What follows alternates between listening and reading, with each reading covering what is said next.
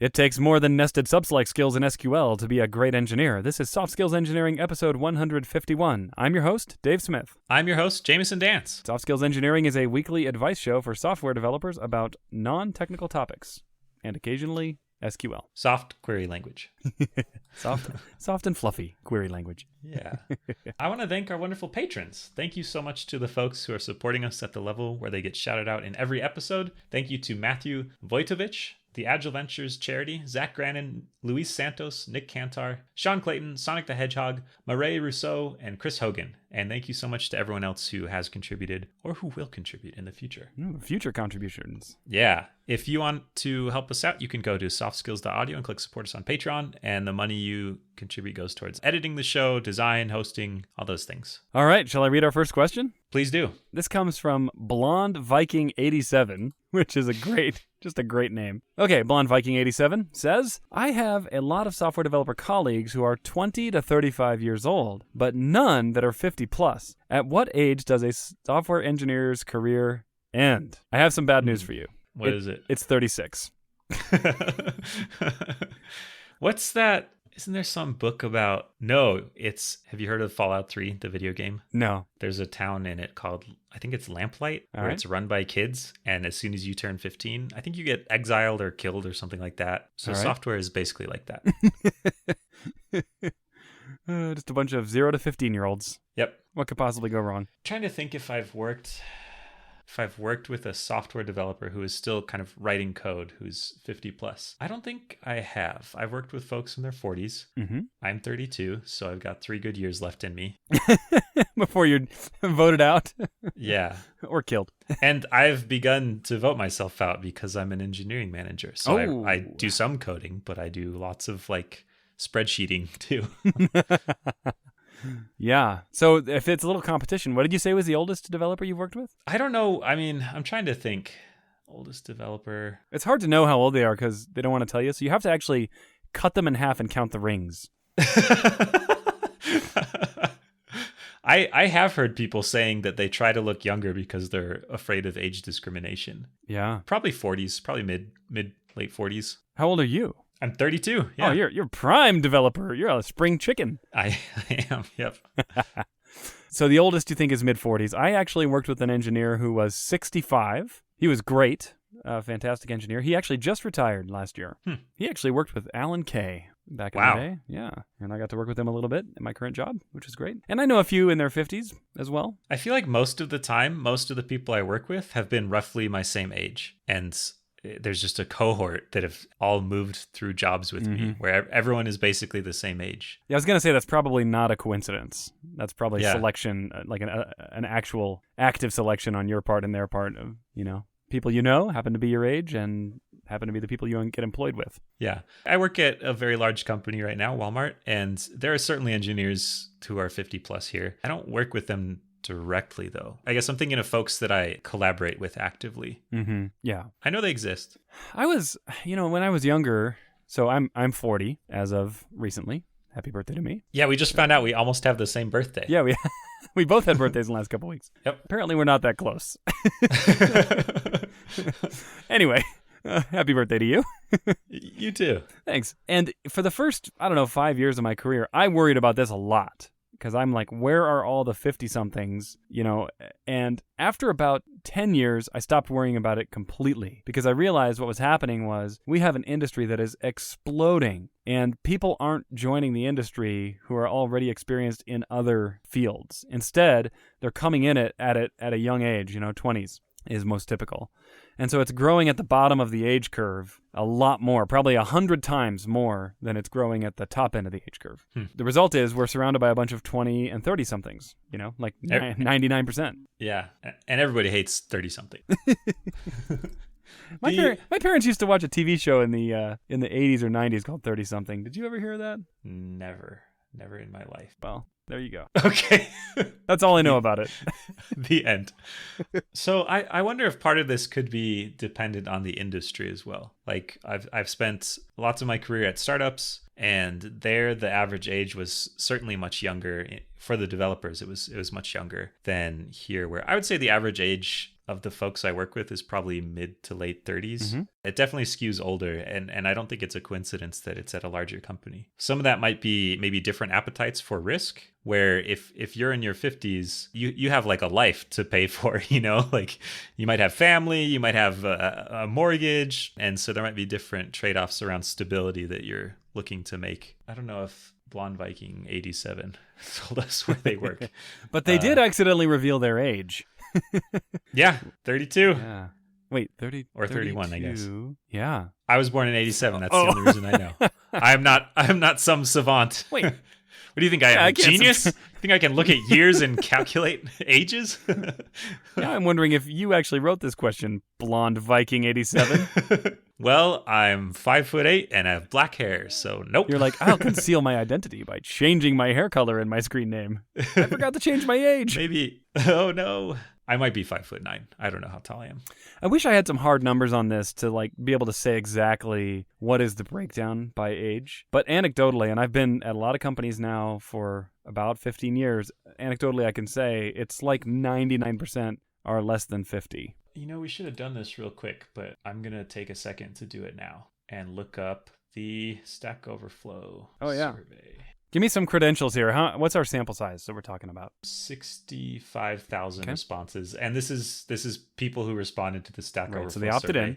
So it's basically a bell curve. 25% are between 0 and 24 years old. 50% 25 to 34 years old. There's 18% 35 to 44, 5% 45 to 54, and then it trails off. So yeah, there's a big spike kind of in the 20s and 30s, 20 to 35. I do not think that is a reflection of what happens to engineers as they age. I think it is a symptom of a middle-aged industry. The industry itself is about that age in terms of mainstream job opportunities. Obviously computers have been around since the 60s, and people were writing weird Lisp code on PDP-11 devices with Richard Stallman, in the 60s to protest that the printer had closed source firmware. But they were very, very rare. As an act of bravery. I'm not making that up, actually. That is a true story. Anyway, but now, here we go. Fast forward. I'd say like the dot-com boom in the late 90s, early 2000s was really when the industry kind of had its big opening to a lot of people getting their eyes open to the fact that this industry is a reasonable place to go and make a career for yourself.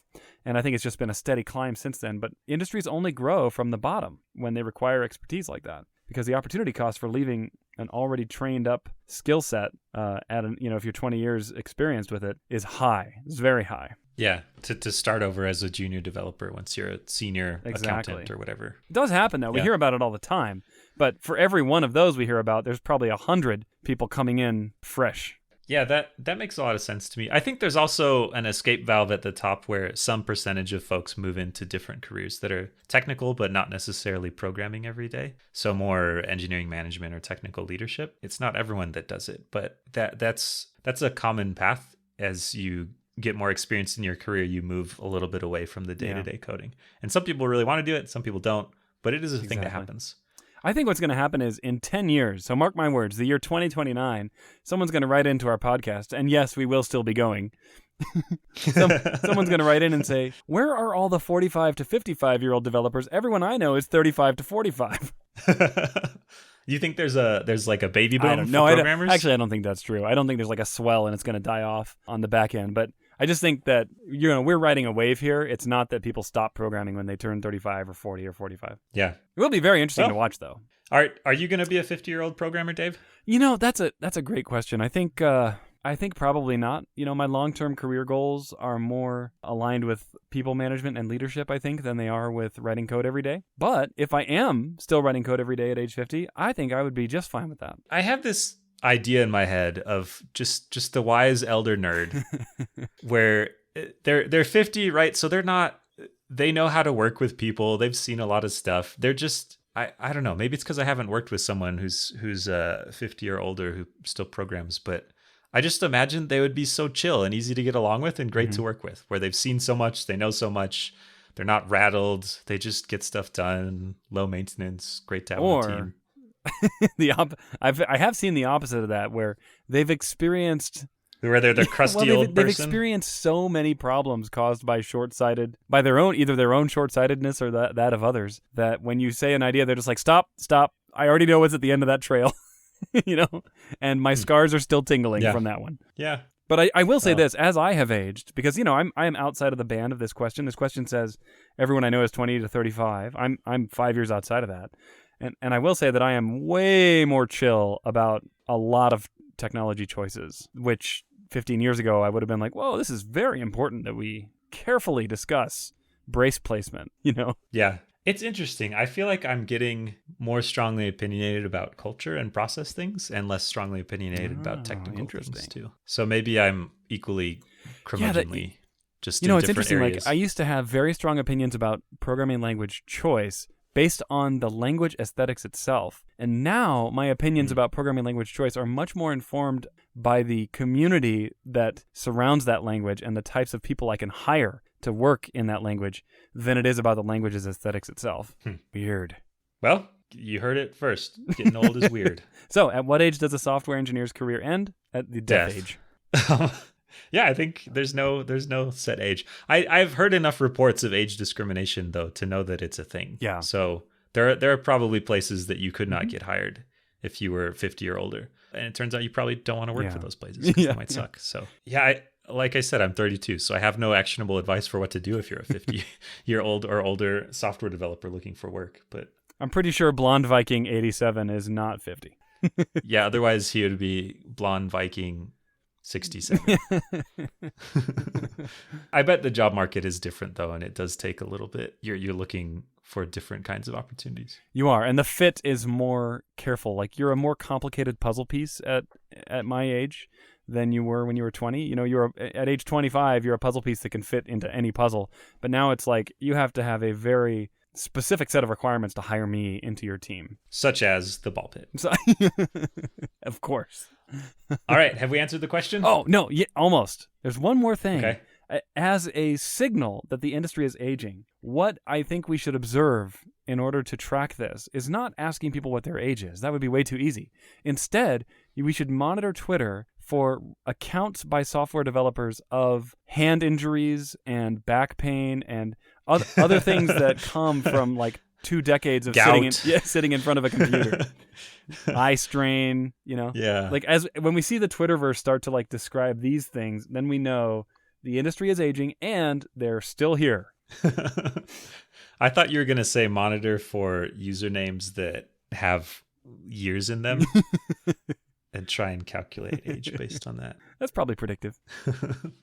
All right. Good luck. Good luck, Blonde May Viking you 87. program another 20 years. Yes. All right. Okay. Will you read our next one? I will, yeah. Hi, Dave and Jamison. Thanks for the great podcast. You're welcome. I recently started a new... Oh, this is from an anonymous listener. That was not their name that their parents gave them. IW. Hi, Dave and Jamison. Thanks for the great podcast. I thought the name was Anonymous Listener 87. Oh, yeah. I recently started a new position on a small remote team. The co-founders are increasingly dismayed by my lack of Slack question asking, although I've reassured them that I'm not too shy and will ask when I'm stuck. I have daily one-on-one meetings with one co-founder where I do ask questions about the code base, story requirements, potential side effects of my solution, etc.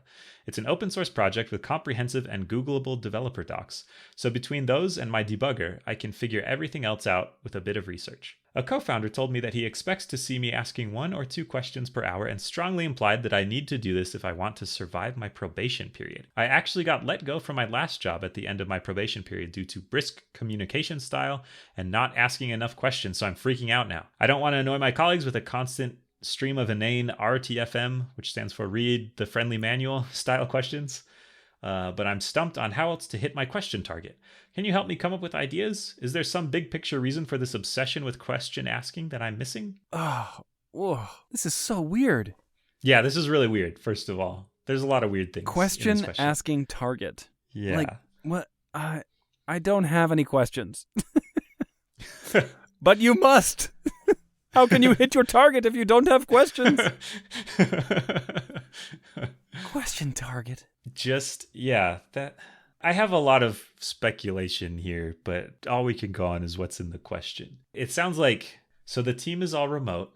Okay. Maybe the question asking is a proxy for kind of prove that you're getting work done since everyone is remote.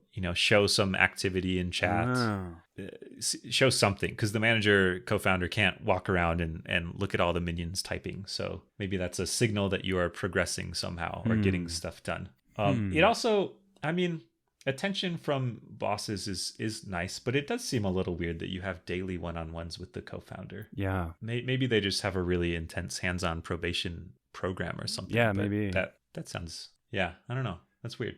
If daily one-on-ones are good, maybe we should... Yeah, if they're helpful. Maybe we should step it up and do like hourly one-on-ones. If a little is good, a lot is better, right? I heard someone talk about daily sprints the other day. They have a sprint planning meeting at the beginning and then a sprint review at the end. With like a demo and a shipping ceremony? Yeah, I think so, yeah. Wow. All right. Well, to do that, you would need also like daily retrospectives. You would, and then you do hourly stand-ups, I guess? every hour. Gather round, team. What did you accomplish in the last hour? What are you going to do in the next hour? Is anyone blocked? Time for our weekly, quarterly planning.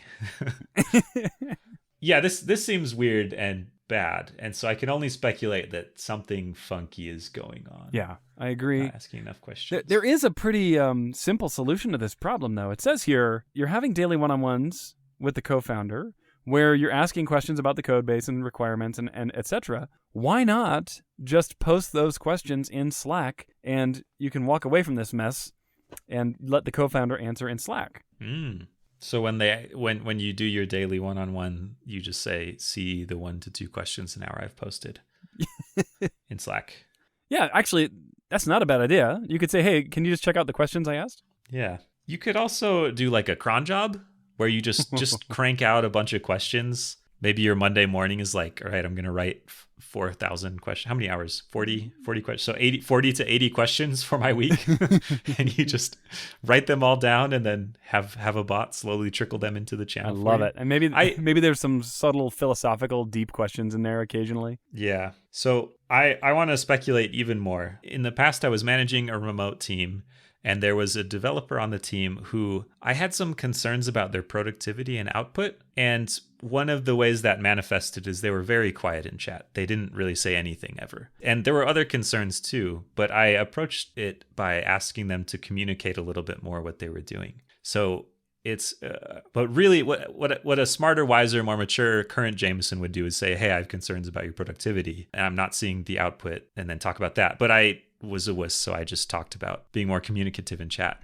It's possible that this request to ask more questions is a concern about productivity, because and if it's not, then you should be able to push back and say, look, I'm getting all my stuff done. Why does it matter that I'm not asking questions? If you have concerns about my productivity, let's talk about that. But yeah, that's a good insight. Yeah, I mean, it'd be hard to do, especially if you're in a probation and you're feeling like the pressure is on. But I mean, the probation should not be about how many questions you ask in chat. It should be about, can you do a good job? Right. So if you can reframe it as like, look at my productivity. If that's not good, tell me and I'll do whatever it takes to fix it. But if it is, this focus on questions is making it harder for me to do my job. Not asking enough questions. Yeah, it could be. I would see that as a problem if it's leading to you getting stuck for a long time. But if you're not getting stuck and you're able to demonstrate that through getting stuff done, then that's bizarre. That it would be it'd be such a point of contention. Yeah. Maybe the issue here is these people that hired you, you're actually much more skilled than they are. and things that would stump them and cause them to ask questions don't stump you. Yeah. Yeah, that's very possible too. Is there anything about here? Do I annoy my colleagues with a constant stream of inane questions? How else to hit my target? Yeah, that's just, I don't understand how. I would really try and reframe it to be about your performance, not about asking questions. Because the second you say, how do I hit my question target? Questions should be to serve a purpose, and the purpose shouldn't be, how do I get my co-founder to get off my back and like, let me do my job. And plus, 1 to 2 questions an hour, I don't know. I feel like I need hours of concentrated programming time. And so if I have to interrupt myself every half an hour to dump a question in Slack so I don't get in trouble, I'm not going to get anything done. Interesting. That's just enough time to browse Twitter in between questions. All right. So we've come down pretty hard on the side of the question asker and kind of poo-pooed on the culture or management style here. But Let me flip it around just and play the other side here just for a moment. What if there are questions that you feel like an engineer should be asking that can't be found on Google, that can't be found on Stack Overflow, that can't be found in the company documentation? Things like, hey, what was the motivation for us choosing XYZ? It's like backstory that's specific to this team or project. Or, why are we organized in this way? Or what is our coding style and how did it come to be? Things that all are looking back a little bit so that you can plug into the kind of the legacy of what came before. Yeah. Are there 1 to 2 of those an hour for your whole tenure, though? Okay. I feel like yeah, those pop up a little bit at the beginning and then, I don't know, once every week or two for a while, and they kind of taper off. Like, I thought when you said questions you couldn't find the answer to on Google, you were going to ask about, like, what is love? Where did we come from, Dave? And where do we go when we die? Do that. Okay. Ask that in Slack. Ask some really deep philosophical questions. Oh, yeah. Hey, everyone, I just want to take the pulse of the room. What is love? Thank you. I've been working on this code, and I just had a question come up. How do you feel about our current political candidates? And then you just sit back, depart. Satisfied, knowing that you hit your question target. Yep, you got it. The Slack room erupts into flames around you. I had a former coworker, one of my favorite coworkers, who had this concept called uncivil obedience, which is a play on civil disobedience, which was a protest technique. But uncivil obedience is when you do exactly what your manager asks you to the nth degree. And I think this is a good example of that, where you could be coming up with crap questions just to hit this target. And the effect will be, you will probably be fired. Yeah. But it will call out the insanity of the request. Yeah, it's like malicious compliance. Exactly. Yeah, what would you do in this situation? I feel like I already laid out what I would do. I actually agree with your approach, where I would say it kind of depends on how confident you feel in your position. Now, this is a probationary period, so you might just want to go with the flow and just do what it takes to get through the probation period. But if you're feeling pretty confident, I would probably try to peel the onion back one layer and ask the person, what's motivating this question target? Is there something I need to know about my productivity? Yeah. I mean, is the question target a feature of your probation? Is it a feature of your employment at the company? If you're just trying to make it through the probation, I mean, if you feel like you're in a precarious position, pushing back will involve some risk. But it feels like it's not going in a good direction from your description, and the current state of things doesn't feel positive. So I feel like at this point, you kind of need to engage in a little bit of risk by pushing back a little bit and digging into the productivity concerns and what you need to do to be productive. There is a possibility that it could backfire and just be evidence of you being difficult or something like that, which I don't think it would be at all. But this is already a weird situation, so it's not unlikely that they will react poorly to you trying to be responsible and mature about it. Yeah, I agree. The other thing you can do is you can meet your question target by asking weird questions about question targets. Like, hey, does anyone else have a question target? Yeah, you could just have a question that's always valid. Like, what time is it? What time is it now? How about now? What about now? Hey, how's the weather? I love it. Yeah, I don't know. This is a weird situation, and I really do think you need to push back, because jumping through hoops to ask more questions when you don't need them is weird. I think if you are going to push back and make it about productivity, though, you should be prepared to have strong evidence for your productivity and be prepared to answer concerns about it too, because maybe this is their roundabout way of addressing what they see as a productivity problem. Yeah. And you should be able to understand what they're looking for and meet it. Yeah, and the other thing besides a productivity problem that it could be is it could be a perceived engagement problem, where they expect you to be talking to the team more, and questions are just like the theme they've selected, but they want to see you talking more and taking a more active role in communicating with the team. Which, by the way, takes proactive effort in a remote situation. It doesn't happen naturally. Yeah, that's true. Yeah, some of it is just this. Yeah, that's true. If everyone's remote, I think there are some people that tend to just go and work on their thing, and that's it. But there is some amount of kind of communication to keep things flowing smoothly that needs to happen. So maybe that requires a little bit more effort. But the 1 to 2 questions an hour thing, that's bizarro. Yeah. Well, have we answered the question? That's a good question, Jamison. I'm glad you asked it, because you were just shy of your question quota by 1. What are you talking about? We answered 2 questions in half an hour, which is our quota. Okay. All right, fine. Good job. You are productive and engaged. Thank you. Aha. I did it. I defeated you. What can people do if they want to help us meet our own question quota? Now, by the way, there have been a ton of questions coming in. Thank you so much. Oh, yeah. Thank you so much. We really appreciate it. We will get to them eventually, but not at the rate we're going now. So thank you. If you want to ask a question, go to softskills.audio and click on the link that says Ask a Question. All right. We will catch you next week.